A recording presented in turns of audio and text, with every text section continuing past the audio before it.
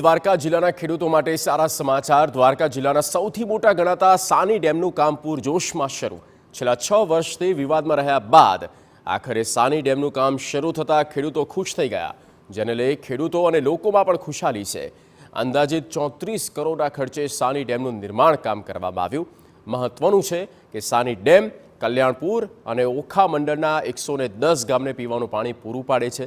6 વર્ષ પહેલાં 30 વર્ષથી વધુ જૂના એવા સાની ડેમ જર્જરિત હાલતમાં હતા, ત્યારે ડેમને ફરીથી બનાવવાનો નિર્ણય કરાયો, જેને લઈને 6 વર્ષ પહેલાં આ ડેમને તોડી પાડવામાં આવ્યા હતા।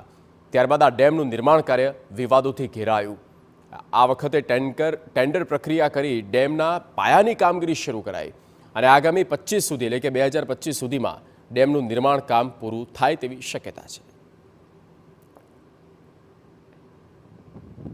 દ્વારકા જિલ્લાનો કલ્યાણપુર તાલુકામાં આવેલ સૌથી મોટો ડેમ સાની ડેમ છે, જેનું રિસ્ટોરેશન કામગીરી હાલ પ્રગતિ હેઠળ છે। જે કામગીરી અંદાજિત 34 કરોડથી વધારે ખર્ચે કામગીરી કરવાનું આયોજન છે। આ કામગીરી ફેબ્રુઆરી 2025 સુધીમાં કામગીરી પૂર્ણ કરવાનું આયોજન છે। સાથોસાથ પેરેલલ મિકેનિકલ કામગીરી પણ કરવાની આયોજન છે। જે કામગીરી બંને સાથે સિવિલ અને મિકેનિકલ કામગીરી વર્ષ 2025માં પૂર્ણ થશે અને આ ડેમની થકી 15 ગામોને સિંચાઈનો પણ લાભ મળશે।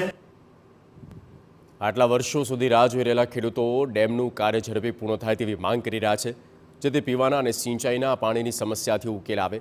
સાની ડેમનું નિર્માણ કાર્ય ઝડપી પૂર્ણ થાય તેવી લોકોની માંગ છે।